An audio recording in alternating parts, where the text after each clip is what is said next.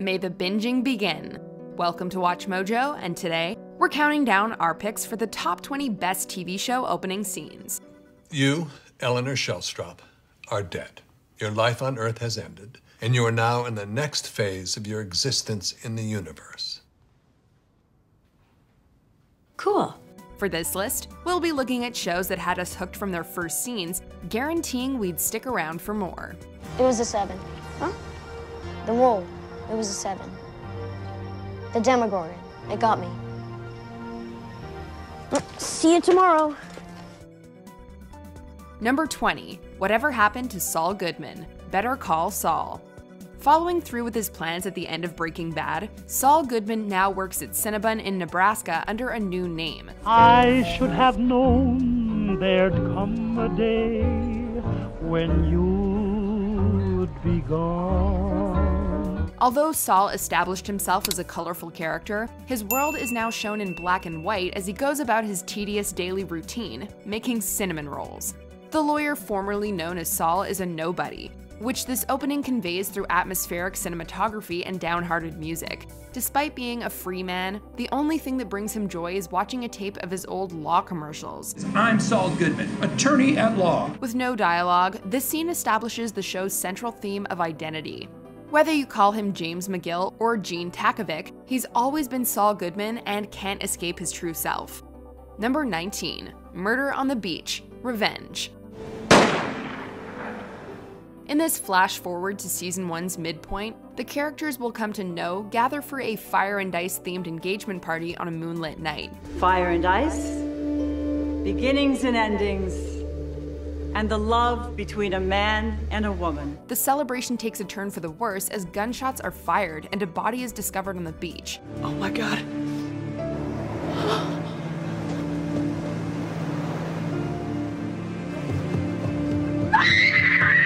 In the spirit of any addictive soap opera, this mysterious setup sinks its teeth into the audience, guaranteeing that they'll be sticking around to learn who got shot.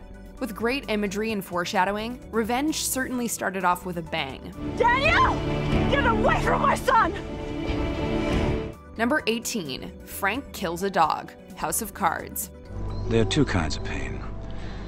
Sort of pain that makes you strong, or useless pain.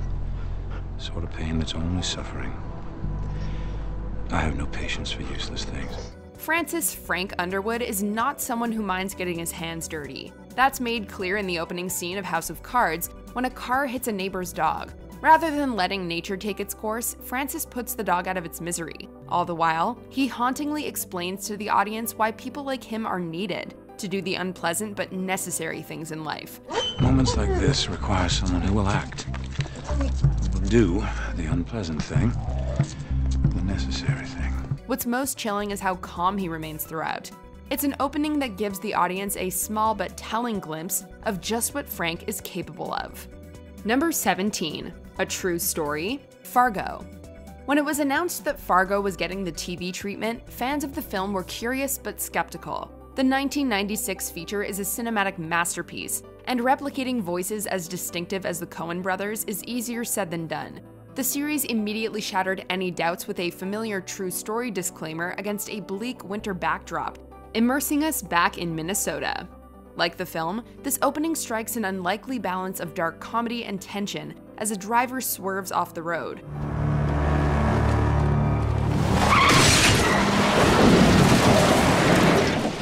This enables the practically naked man trapped in his truck to escape. The drifter doesn't chase after his captive, instead focusing on the deer he struck. It's a chilling scene that's in sync with the film's tone, while also setting up a new mystery. Number 16. It's not, but it could be. The Newsroom. I'm not letting you go back to the airport without answering the question. Nobody writes energizing speeches better than Aaron Sorkin. The opening to The Newsroom contains some of his best dialogue ever, as anchor Will McAvoy is pushed to answer the question, what makes America the world's greatest country? Why is America not the greatest country in the world, Professor? That's my answer. Will tries to dodge the question before deciding to face it head on, unleashing a 3-minute monologue on why the US isn't the greatest. Pointing out what the US actually comes first in and where it lags behind, Will relentlessly dishes out everything that other public figures would be too afraid to say. The impact of this masterfully written scene alone was enough to earn Jeff Daniels an Emmy. First step in solving any problem is recognizing there is one. America is not the greatest country in the world anymore.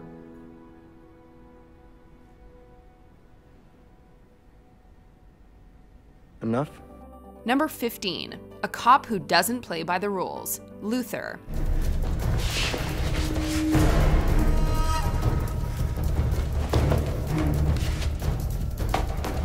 Filmed from mesmerizing angles and set to a heart-pounding score, this scene drops us right into the middle of an intense chase as DCI John Luther pursues a serial killer named Henry Madsen.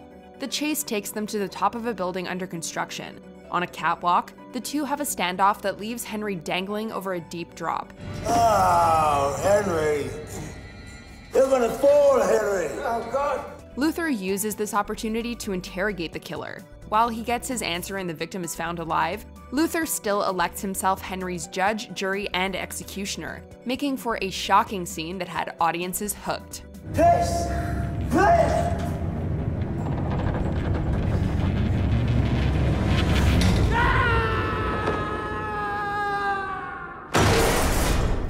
Number 14, Larry's Pants Tent, Curb Your Enthusiasm. Like Seinfeld before it, Curb Your Enthusiasm has provided Larry David with a platform to tackle the little mundane problems that can snowball into major issues. Weirdly enough, both shows kicked off with two characters casually talking about clothing. Look at this.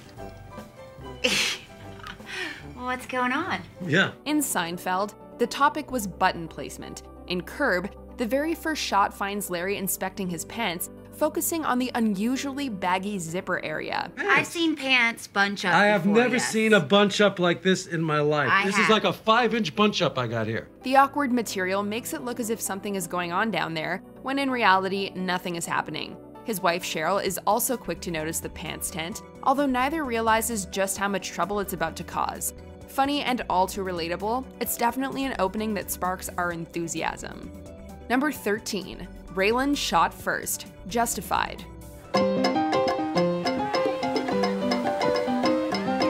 The opening of Justified has the calling card of a classic spaghetti western, and not just because of Raylan Givens' iconic cowboy hat.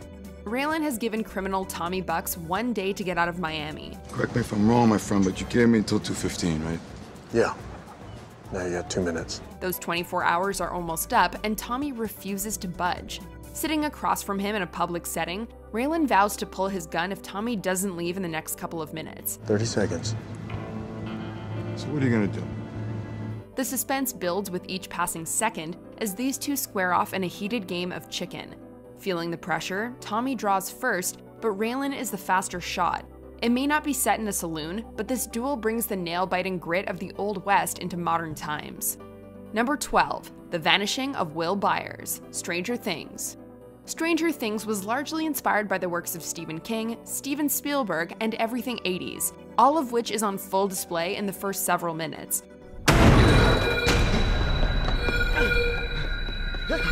The opening possesses echoes of E.T. and It as a mysterious creature wreaks havoc in a laboratory. This cleverly transitions to 4 young boys engaged in a Dungeons & Dragons campaign, unaware that playtime is about to get real. Boom! Fireball hit Will! Stop! Boom!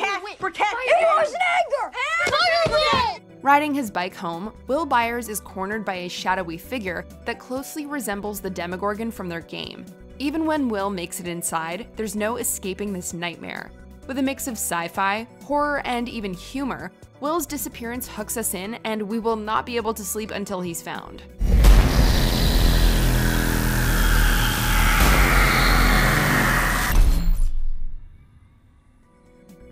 Number 11, Snot Boogie Made in America, The Wire. Few crime dramas felt as authentic as The Wire, and that sense of realism is present from the first scene onward. So your boy's name is what? Snot. You call the guy Snot? We find ourselves on the hard-hitting streets of Baltimore, where Detective Jimmy McNulty questions a witness about the fatal shooting of Snot Boogie. So he's Snot forever. Doesn't seem fair. Life just be that way, I guess. The dialogue comes off as surprisingly natural and even casual as the two discuss Snot's nickname and how he wound up bleeding in the road. Snot regularly robbed a craps game, and things finally escalated out of control. Why'd you even let him in the game? McNulty is confused about why Snot would be allowed to play if he was known for stealing, to which the witness replies, "This America, man." Something similar can be said about the vicious cycle of the drug trade and the system that allows it to continue. Number 10, a familiar face, Orphan Black. Next up, Huxley Station. This intro is something like out of a Twilight Zone episode, blurring the lines between science and superstition. How would you react if you got off a train one day and spotted somebody who looked exactly like you?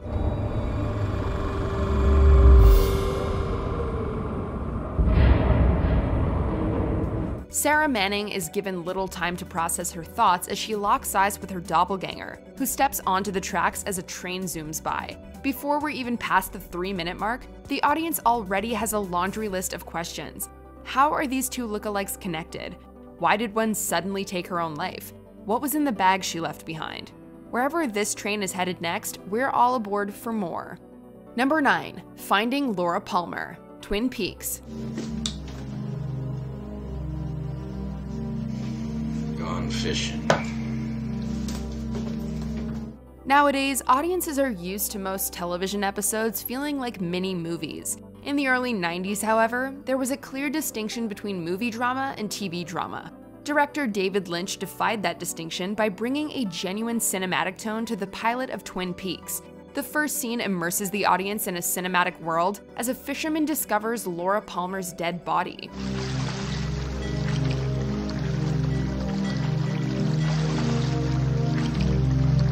The alluring atmosphere, music, and cinematography prepared us for a grand experience unlike anything we'd ever seen on television. And the rest of the series delivered in spades.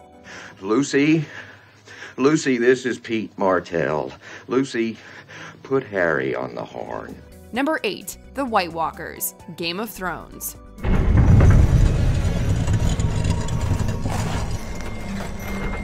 Speaking of risky pilots, nobody was sure if HBO could do justice to George R.R. Martin's acclaimed fantasy novels.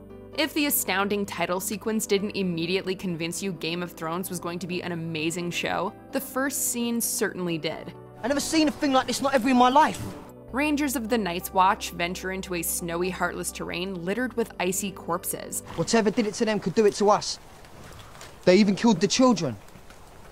It's a good thing we're not children. Suddenly, the Rangers are ambushed and learn the hard way that winter is coming. Full of unforgettable visuals and tension, this is an exquisite appetizer of even greater things to come.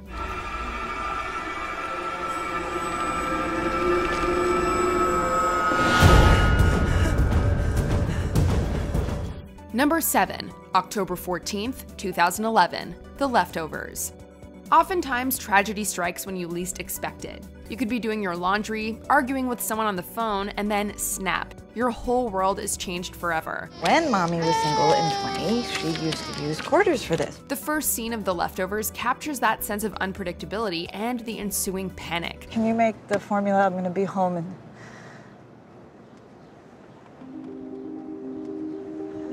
A stressed mother is seemingly given some peace and quiet when her baby stops crying. Looking into the back seat, though, she inexplicably finds her baby missing without a trace. Where's my dad?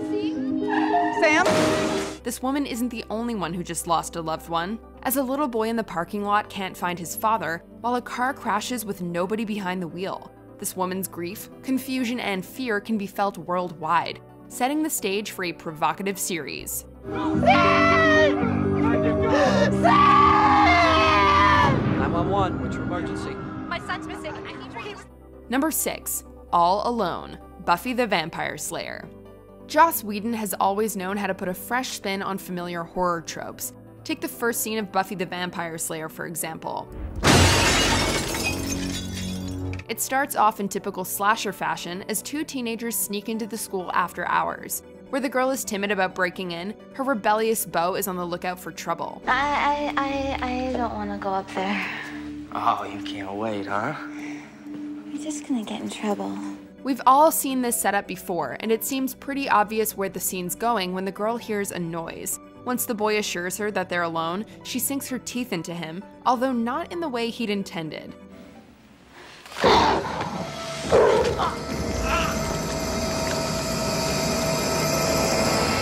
Playing with expectations in all the right ways, this combination of horror and comedy sets the mood for the whole series. Number 5, Meet the Bluths, Arrested Development. This is Michael Bluth. The pilot for Arrested Development only gets better every time you rewatch it. The opening alone works on several comedic levels. For starters, it introduces almost all of the key characters in a creative fashion. As a youthful act of defiance, Lindsay married this man. They moved to Boston, where they've become celebrated for their wine and cheese fundraisers. Oh, no, I'm completely stuffed. The dialogue between the Bluths is hilarious and at times downright savage, producing a number of laughs and future running gags before the title even drops. Hasn't everything already sort of been discovered, though, by, like, Magellan and Cortez? Oh, yeah. All those folks. Those guys did a pretty good job. At the same time, the opening sets up several jokes that come back later in the episode. Everyone is immediately identifiable, and we can sense why Michael, seemingly the only normal one, would be eager to get away from them. Little does Michael know that he'll soon have no choice but to keep them all together. So why is Michael so happy? Because he's decided to never speak to these people again. Number 4, Dexter's Night Out. Dexter. Draped in sinister red colors, this opening invites us inside the twisted mind of Dexter Morgan, who's having a run-of-the-mill night. Miami is a great town. I love the Cuban food. Pork sandwiches, my favorite. Well, run-of-the-mill by his standards at least. You're mine now, so do exactly as I say. On the prowl for fresh meat, Dexter targets Mike Donovan, a pastor responsible for the deaths of multiple children. Open your eyes and look at what you did! After forcing Mike to look over the atrocities he's committed, Dexter drugs him, straps him in, and collects a souvenir before delivering the final blow. Soon, you'll be packed into a few neatly wrapped hefties.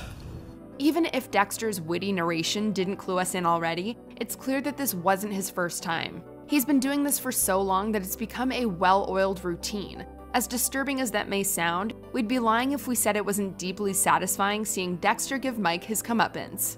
Number 3, The End Times. The Walking Dead. Little girl.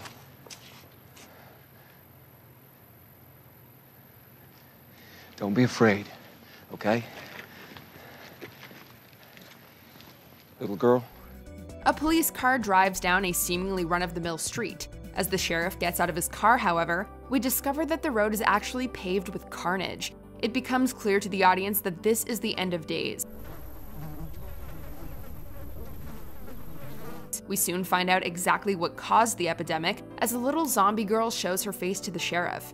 Epic while also being subtle and quiet, this opening to The Walking Dead introduces us to a grim world where hope, innocence, and humanity will inevitably be forsaken. Number 2, Welcome to the Island. Lost.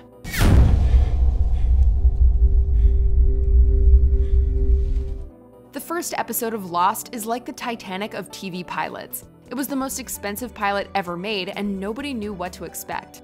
J.J. Abrams proved from the opening shot, though, that this was a worthwhile investment guaranteed to suck viewers in.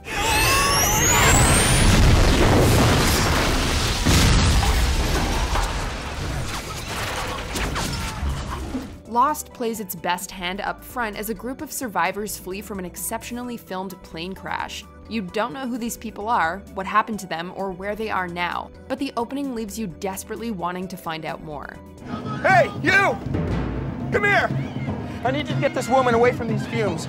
Take her over there. Stay with her. If her contractions occur any closer than 3 minutes apart, call out for me. Oh, you gotta be kidding me. Before we unveil our number 1 pick, here are some honorable mentions. Up in Smoke, Mad Men. Would you just stop smoking? I think I could find something. I love smoking. I love smoking. That's very good. Negotiation Gone Wrong, Mindhunter. Maybe I can help. I don't think so. No Escape, The Handmaid's Tale. Got her! No! No! Take her! No! No! Please don't take her! Please don't take her! No! No! No! Airplane Outbreak, Fringe.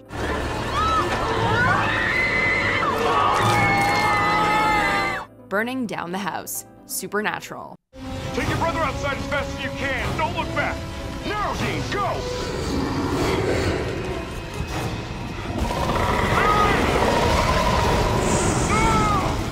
Before we continue, be sure to subscribe to our channel and ring the bell to get notified about our latest videos. You have the option to be notified for occasional videos or all of them. If you're on your phone, make sure you go into your settings and switch on notifications.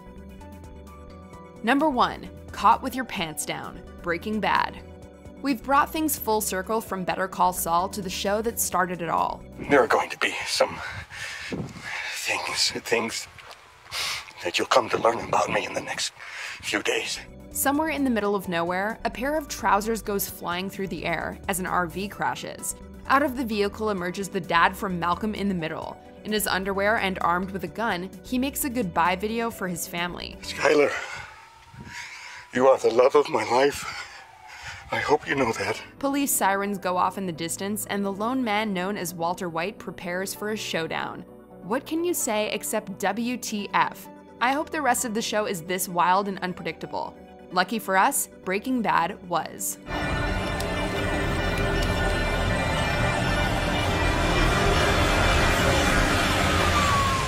Do you agree with our picks? Check out this other recent clip from WatchMojo, and be sure to subscribe and ring the bell to be notified about our latest videos.